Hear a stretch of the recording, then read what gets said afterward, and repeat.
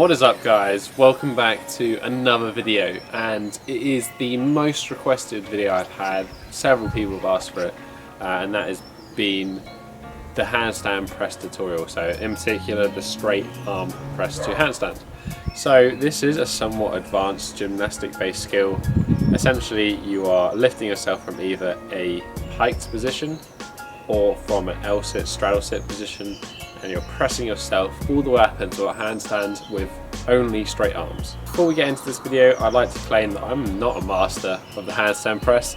I'm still very much on my own journey. Currently I can perform the Straddle press, which is from a straddle L-sit, pressing up into handstand off the floor. I can also sometimes do a L-sit to pike press, and the pike press, although the pike press I'm struggling with at the moment, I can't quite get the form right, but that's a personal thing. So I'm still on my way, but I think I have a method that should work pretty well for a lot of people, so I'm going to share that with you today. Today's video is probably going to be relatively long. I'm going to take you through every single progression that I think is useful, the sets, the reps, how to, some tutorials as well, so it could be long, bear with it, it will be worth it. I just want to say, guys, before we get properly into this video, that I've put in the description jump links to all the different progressions, workouts, and how to structure your workouts. Everything is in the description as always down below. At any time that you feel during this video that you're enjoying it or you found it helpful, you know somebody can benefit from it, then please give it a thumbs up, leave a comment and share it with whoever that is. Before we get into it, I think you should have some sort of idea of what the prerequisites are for the handstand press. So the first thing I would say would be have a good handstand. Simply because the handstand press involves doing a handstand for one, but it also involves quite a lot of loading on the shoulders and the wrists. Being able to hold a good 20 or 30 second handstand most of the time as a good sort of level of handstand ability before starting to learn the press. I'd also recommend, although it's not essential, is being able to do the bent arm press to handstand. This is simply because it is a good way of understanding how the movement will work and how to apply it. So it would be a nice to have, but not necessarily essential. It's a different sort of strength. So the first thing to define before we jump into the video is what press to handstand variations there are. Starting with the hardest, we would have the L-sit to pike press. If you can do this on the floor, if you have mad flexibility, or on the P-bars if not. Next would be the Straddle press, which is the same but a straddle variation. This is a little bit easier to do on the floor, and again you can do it on the parallel bars. Then we jump into the pike position one, so we're going to start with a pike press, and that's starting from standing, you bend over and go up into the handstand. You then have the straddle press, which is the same but a straddle, and finally the tuck press, which is the same but in a tuck variation. I'm going to split this video into parts. So part one is going to be flexibility. Now this is a very under talked about aspect of training. When it comes to the handstand press, flexibility is going to be the difference between you getting a handstand press and you being stupidly strong and having to plant your way up into a handstand press. Because the handstand press is essentially a lever, you're pivoting off your shoulder as a point. The closer you can keep that mass to your shoulder and your hands, the easier it's going to be. Definitely my part one is going to be get your flexibility right. So I'm going to give you two types of drills to improve your flexibility for the handstand press. So the first exercise is going to be for the straddle.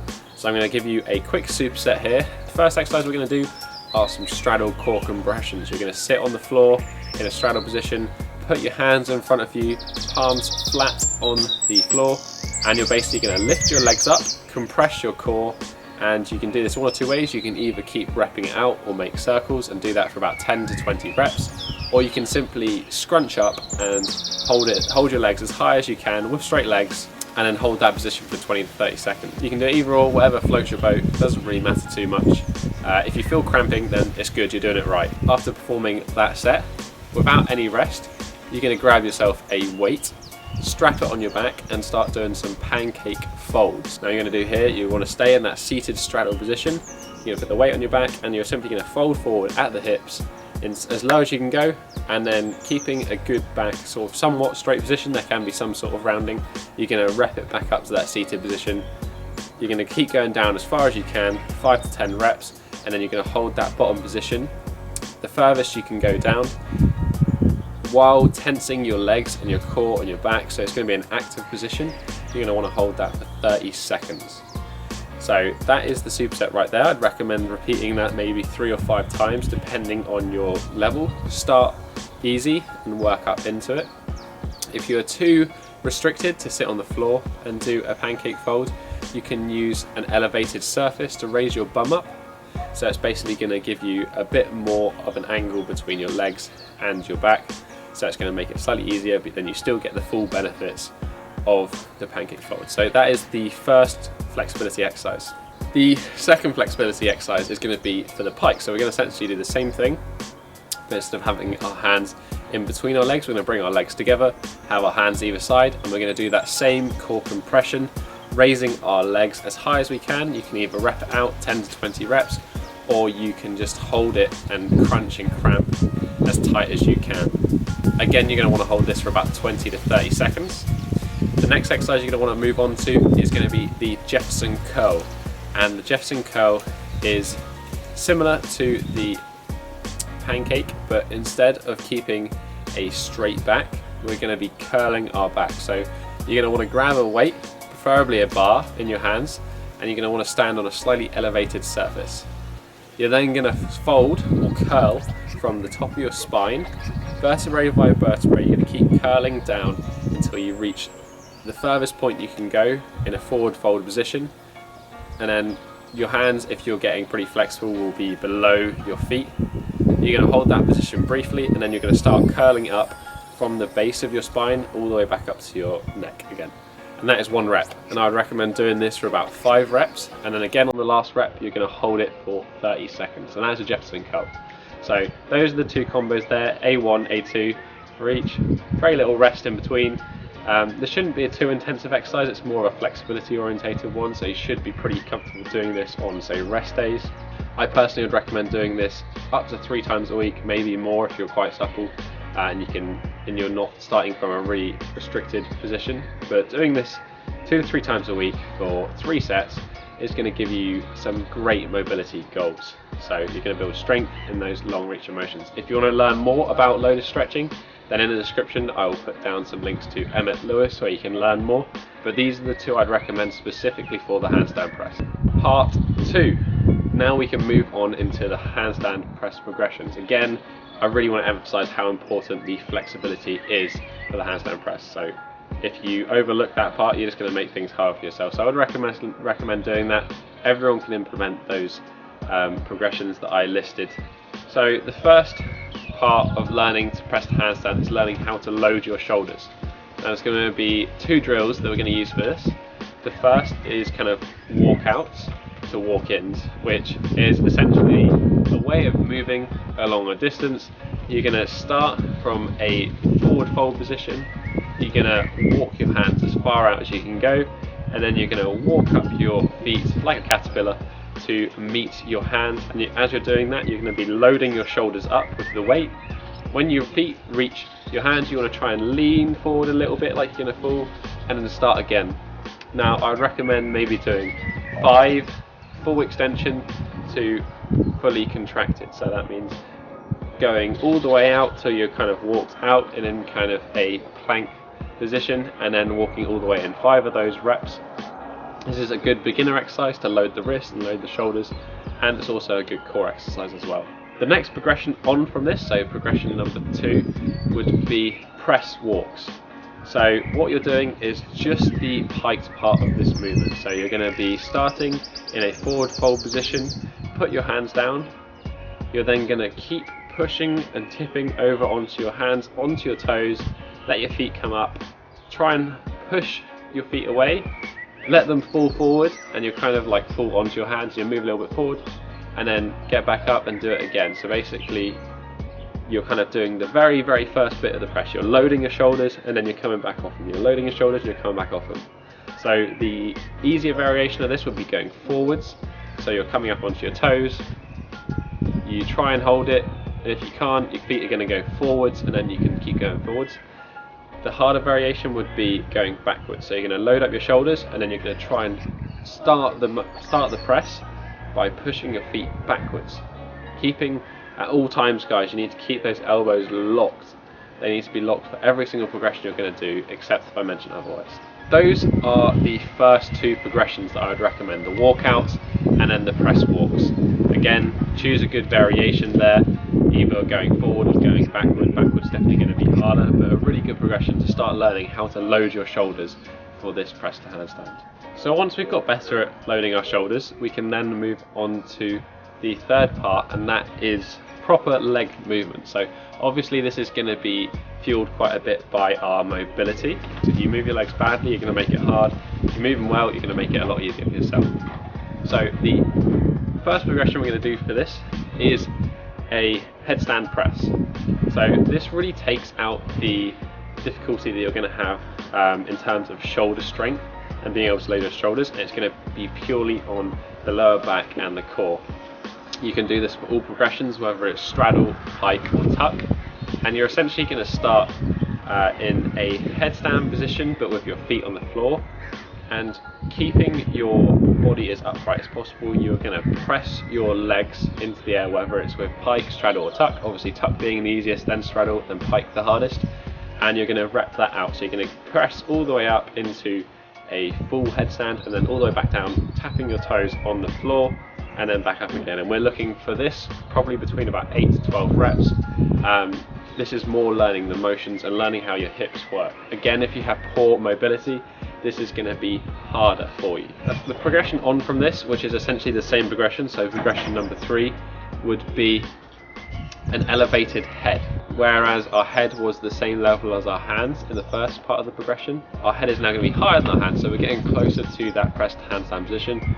You're going to want to find yourself a box or a ledge to put your head on and then place your hands below it, and then you're going to do exactly the same position, but your legs are starting from a lower place, so it's going to be a little bit more challenging, a little bit harder to do. Just a little word of warning, be careful with your neck on this particular one. You want to be pushing mostly through your hand. You don't want to be putting a lot of weight through your head. Your neck is not supposed to press up your entire body weight. So that was progression number 3. Moving on to progression number 4, and we're going to go for the wall assisted handstand press. Now, I personally don't like this exercise too much. I've used it here and there. It's helpful to work out, but I actually find it quite hard to do. But a lot of people do like it, so I'm going to cover it anyway. All you need for this is a wall. You're going to want to place your hands about 15 centimeters or half a foot out from the wall. You want to get yourself into a press position, so you want to move your feet as close to your hands as possible. You're then going to tilt up onto your toes, and then you're going to have your shoulder, at this point your shoulders should be resting against the wall, and then you're basically going to try and hinge your hips up and then hinge your legs up, and this is just to get used to that motion of getting your hips above your hands first and then extending your legs from that bent position. Now this is a really essential part of it, definitely a thing that a lot of people struggle with. A lot of people end up kind of planching their way up, so what they will do is they will start the press and they engage their hips too early.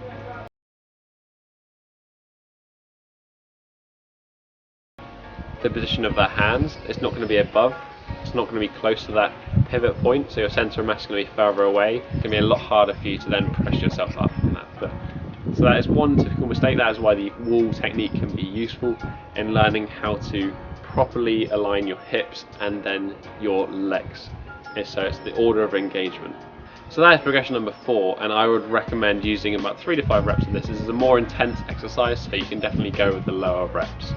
So that kind of covers the legs aspect of this movement. We've got the headstand press, the elevated headstand press, and the wall assisted press to handstand.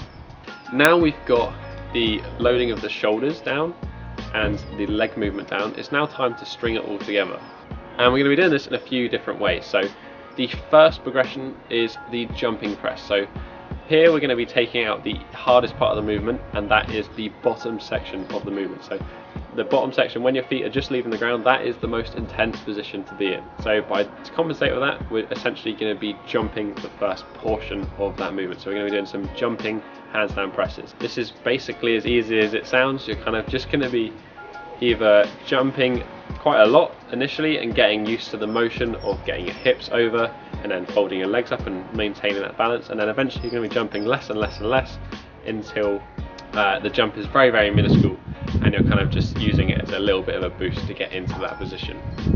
This really is kind of as simple as it sounds. You can do these in clusters if you want, so you don't have to just sit there and rep them out. You can kind of do maybe a cluster of 3 or 5, or you can just set a number to hit and then just do 1 and then make sure you hold it, and then if you fall it doesn't count. So you kind of say, I'm going to do 15 jump straddle press handstands this session, and you can kind of do that over a period of like 20 minutes with some good rest in between.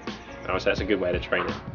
The next progression would be a stage up from that and a little bit more controlled, and that is using eccentrics. So with an eccentric you're about 120% stronger than you are in a concentric position. So in theory, if we are almost strong enough to perform a handstand press, then doing it an eccentric we should be strong enough. What you're going to want to do here is focus on control. Whereas with the jumping handstand presses, we're just trying to get used to the movement and just build that into our muscle memory. Here you're going to want to focus on control. So starting from a freestanding handstand position, you can basically curl down into a tuck position, or you can fold your legs at the hips into a straddle or a pike. Probably would recommend starting off going into a tuck here. When you're tucking, you essentially just want to curl all the way down until your feet touch the bottom. The main point here, again before, we want to keep our hips over our hands as long as possible. So the first part of the movement when you're going from a handstand should be purely in the hips. You should maybe push your shoulders a little bit forward to counteract your legs going behind you, but it should be a purely hip movement. When you get to about 90 degrees, that's when your hips can start coming back and it's going to get a little bit more intensity. But this is a really, really great exercise. I use this a lot to master the Straddle press, just working constant eccentrics, pushing it, really, really trying to go as slow as possible, a really, really controlled way. It's a great way of learning. Again, with these, just like the jumping, you can do these in clusters, or you can rep them out, or you can just set yourself a target number to achieve in that session. Again, 10 to 15 total reps would be a good thing, so maybe 3 sets of 3 to 5 reps would be a good point in clusters. Then once you're kind of getting a feel for the motion of the exercise, you're getting a bit more of a muscle memory ingrained by doing those eccentrics, we can then start to work on the press itself. The best way to do this is with an elevated feet press. Now this is very, very easy to scale. The higher your feet are, the easier it's going to be to start. That's basically as simple as it gets. We're going to use either a surface or something to elevate our feet up, and then all we're going to do is perform the pressing position with the same technique we've been using the rest of the time. Hips over first, shoulders forward, and then the legs. And we're just going to repeat that, and as soon as these start getting easier, you're going to basically be reducing the height of that assistance. So again, I would recommend doing these in reps of clusters, so maybe like 3 to 5 reps in a cluster, or just setting yourself a total for that workout. So again, 10 to 15 seems to be a good number. And then that should kind of bring you to your pressed handstand, guys. The progression is just keep lowering the level you're taking your feet off at, and eventually you're going to have to get to the floor. So the combination I like to work is a mixture of eccentrics and elevated presses. Because you're getting both aspects, so you actually get the control and the muscle overload doing the eccentric, and then you're kind of building that muscle memory in those elevated ones as well. As far as training goes for those last set of 3, they're going to be a little bit more intense, whereas with the other exercises we probably could perform those on a more regular basis, maybe even off days, just kind of learning the patterns. I would recommend for the last I talked about probably to put on your pushing or upper body days. If you really want to progress this skill, training it 3 times a week, maybe even 4 times a week is probably optimal, depending on your ability to recover. I know for a fact that you guys will be able to get this. It may take some time, but I promise you if you work through these progressions, you'll be there in no time.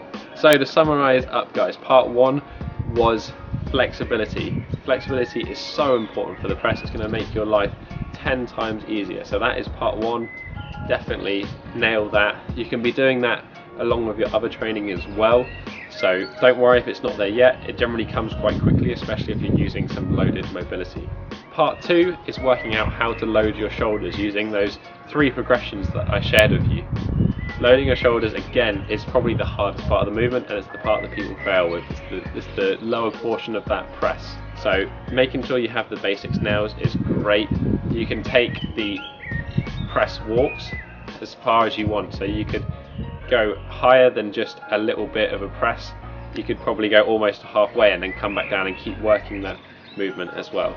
And then we're moving into the leg movement. So the two progressions I gave you there, the wall assisted and the headstand assisted leg movements, and that's a really good way to learn how your legs are going to fold up and also work the relevant muscles to do that.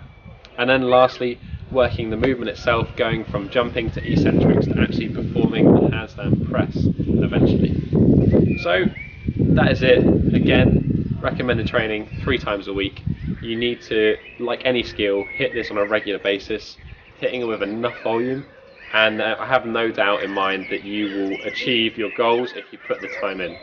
A lot of these can be done together, so I would recommend probably pairing the shoulder loading exercises with the leg exercises as a sort of starting part of your workout. So I'll give you an example now, and that would be doing the handstand press walks, and then I'd probably superset that with some headstand or elevated headstand presses. And then that basically would mean I'm working my shoulders, I'm loading my shoulders up, and I'm building up the muscles to progress my leg movement. And then you can even throw in the mobility stuff in there as well and make it one big circuit that you can kind of do. When you get onto the progressions that are going to be the jumping and the eccentrics, then it's almost the whole thing in one. So you don't really need to superset stuff, you can just do that itself. But you can kind of mix up between jumping, eccentrics and elevated. Throw them all together. The key here, guys, is just give it a try. Experiment, see where you're at. As I said at the beginning of the video, there is kind of a rough set of workouts in the description down below that you guys can just download and use. I kind of done it for progression levels, using the progressions I've described in this video and pairing them together. Just as I was filming all the exercises for this tutorial, this is a bonus exercise that you can use. I think you could probably use this throughout, learning how to load the shoulders all the way through, just to improve your pressing strength. And the first one of these bonus exercises is the wall assisted press. So all you're going to do is you need a ledge like this. You're going to hop yourself up with your hands, and you're literally going to lift yourself into the start of a press with your feet scraping against the wall. So hold yourself up, and you want to start the movement with your shoulders. Keep your arms locked at all times, and just. So the second bonus exercise, which you can do with or without weights, is the YTWL raises. So what that means, you're going to do a raise in a Y position with your thumbs pointing up, a T position with your thumbs pointing down, W, so you're going to make a W, wrong here. So you're going to do a row, and then a row with an external rotation. I'll show you that all now. You want to do about 5 reps of each position, no rest in between.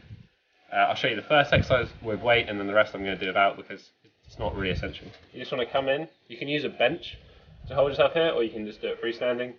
You'll do the Ys.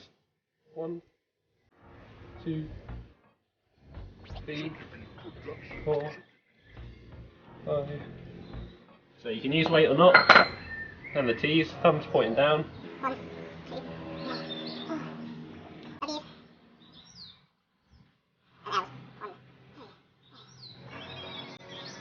So that's going to build up your external rotation muscles.